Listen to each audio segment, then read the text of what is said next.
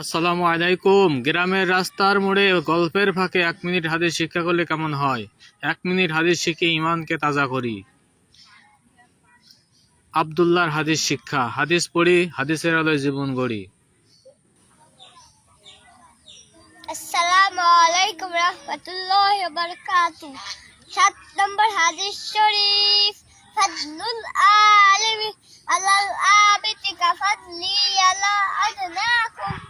7 নম্বর হাদিস শরীফের অর্থ, তাদের মধ্যে সর্বাপেক্ষা ছোট ব্যক্তি হইতে আমার কর্তব্য যত বড়। এলেম আমাদের একজন খাঁটি আলেমের মর্তবা তত বড়। আসসালামু আলাইকুম ওয়া রাহমাতুল্লাহি ওয়া